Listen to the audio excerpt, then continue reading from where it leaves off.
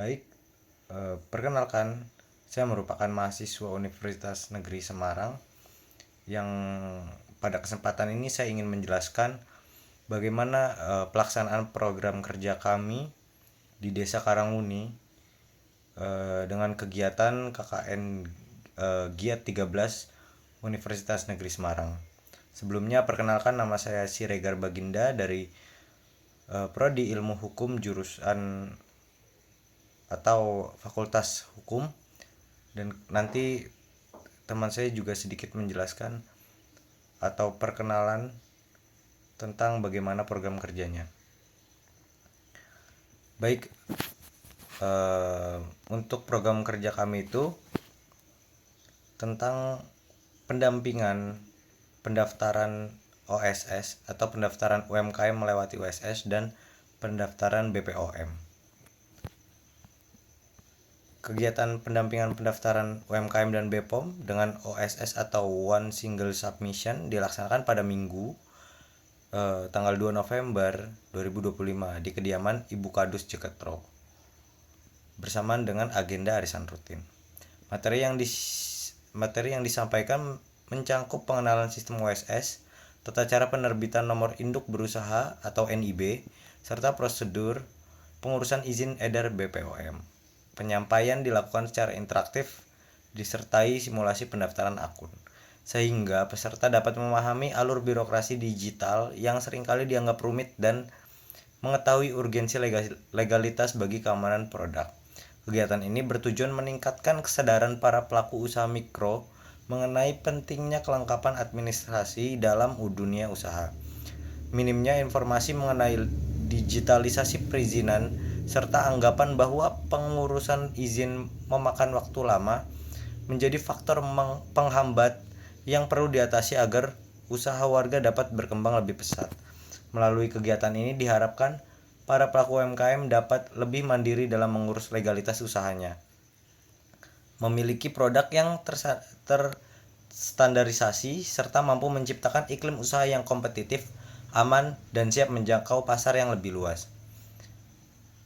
Masuk kepada pembahasan, apa itu pendaftaran UMKM lewat OSS dan pendaftaran BPOM? Secara singkat, pendaftaran OSS atau One Single Submission adalah pendaftaran untuk mendapatkan identitas dan legalitas usaha seperti NIB. Sementara pendaftaran BPOM adalah pendaftaran untuk mendapatkan izin edar, khususnya makanan, obat, dan kosmetik setelah usaha tersebut legal. Apa itu OSS? OSS sebuah sistem perizinan berusaha terintegritas secara elektronik yang diselenggarakan oleh lembaga OSS, Kementerian Investasi atau BKPM, dengan pendekatan berbasis resiko, Risk Based Approach atau RBA. Apa yang dimaksud pendaftaran BPOM? Proses pendaftaran produk yang dilakukan oleh pelaku usaha yang memproduksi pangan olahan, bahan tradisional, suplemen, atau kosmetik untuk mendapatkan izin edar. Disebut juga nomor izin edar atau NIE. Sebelum produk tersebut diedarkan di wilayah Indonesia. Apa tujuan dan manfaat pendaftaran UMKM dan BPOM? Dari perspektif pemerintah atau negara, tujuan UMKM mendaftar melalui OSS untuk mendapatkan NIB adalah formalisasi sektor ekonomi legalitas. Tujuan utamanya adalah untuk mengubah jutaan usaha informal di Indonesia menjadi usaha formal yang diakui oleh hukum serta memiliki NIB. Usaha tersebut memiliki identitas hukum yang sah, yang merupakan fondasi dari semua intervensi kebijakan lainnya. Kemudian ada menciptakan basis data tunggal atau perencanaan. Negara membutuhkan data yang akurat tentang berapa banyak, di mana, dan di sektor apa UMKM beroperasi. Tujuan dari data tunggal ini adalah untuk perencanaan ekonomi dan ketepatan sasaran. Misalnya untuk penyaluran subsidi seperti KUR atau BLT UMKM, pelatihan dan program bantuan lainnya agar tepat sasaran dan tidak tumpang tindih. Kemudian ada penyederhanaan dan standarisasi reformasi birokrasi. Sebelum OSS Izin usaha tersebar di banyak instansi, daerah, dan kementerian dengan prosedur yang berbeda-beda. Tujuan OSS adalah untuk standarisasi dan penyederhanaan proses perizinan di seluruh Indonesia, memotong birokrasi, dan menciptakan satu pintu gerbang yang transparan. Kemudian ada implementasi pengawasan berbasis resiko atau RBA. Tujuan dari sistem OSS RBA adalah agar pemerintah dapat memfokuskan sumber daya pengawasannya, usaha resiko rendah, dan kebanyakan UMKM tidak perlu diawasi dengan ketat sehingga negara bisa fokus mengawasi usaha beresiko tinggi yang berdampak besar pada lingkungan atau keselamatan. Kemudian tujuan pendaftaran BPOM atau izin edar dari perspektif negara melalui BPOM dan publik, tujuan utama mewajibkan pendaftaran produk di BPOM adalah pertama, perlindungan kesehatan masyarakat atau asas keselamatan. Ini adalah tujuan yang paling fundamental. Negara memiliki kewajiban untuk melindungi warganya dari produk pangan, obat, kosmetik yang berbahaya, tidak aman, atau merugikan kesehatan. Pendaftaran BPOM adalah filter pertama untuk memastikan keamanan produk sebelum beredar di pasar atau pre-market control. Kemudian kedua ada penjaminan standar mutu dan khasiat. Tujuannya adalah untuk memastikan bahwa produk yang dibeli konsumen memiliki mutu dan terjamin kandungannya sesuai dengan apa yang tertulis di label. Untuk obat, tujuannya adalah memastikan khasiat atau efikasi produk tersebut terbukti secara ilmiah. Alat kontrol dan pengawasan pasca edar atau post market control. Kemudian ketiga ada izin edar NIE, berfungsi sebagai alat pelacak traceability.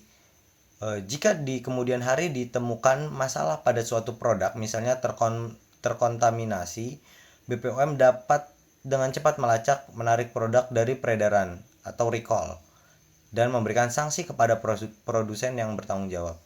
Baik, kemudian untuk penjelasan terkait pembukuan UMKM akan dijelaskan oleh rekan saya. Selamat pagi Bapak dan Ibu. Perkenalkan, sebelumnya saya Elniat Batee dari jurusan manajemen dan saya juga merupakan mahasiswa KKN Giat 13 yang berada di Desa Karangmuni, Kecamatan Pringsurat. Di sini saya mengucapkan terima kasih banyak kepada masyarakat Desa Karangmuni yang sudah mengizinkan kami untuk melakukan program kerja kami.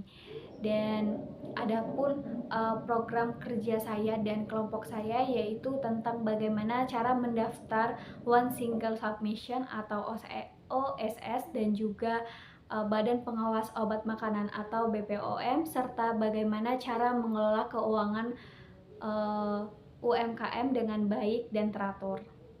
Mungkin langsung saja kita masuk di dalam pembahasan materinya.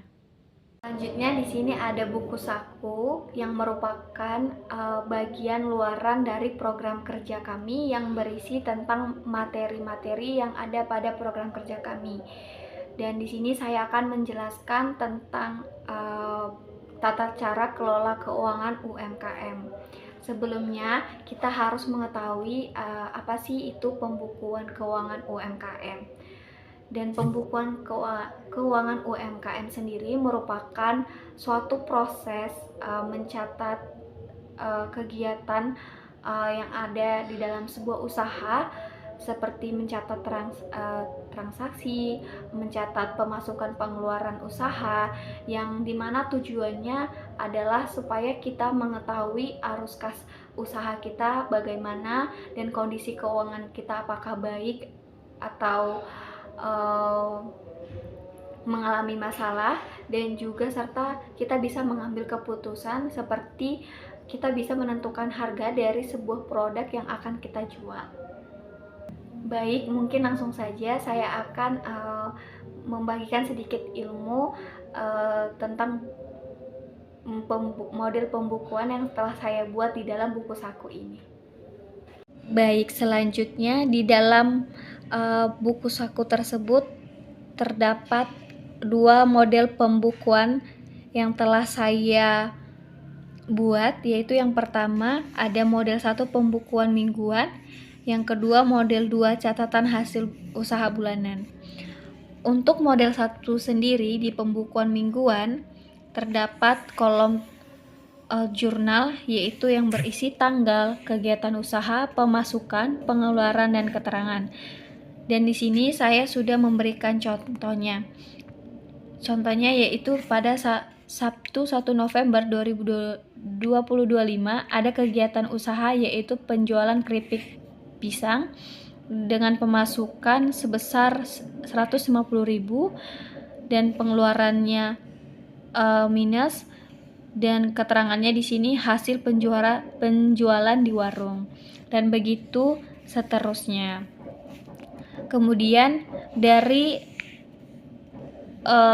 kegiatan transaksi yang udah kita lakukan di tabel, di sini terdapat total pemasukan yang sudah kita hitung atau sudah kita catat di dalam tabel ini.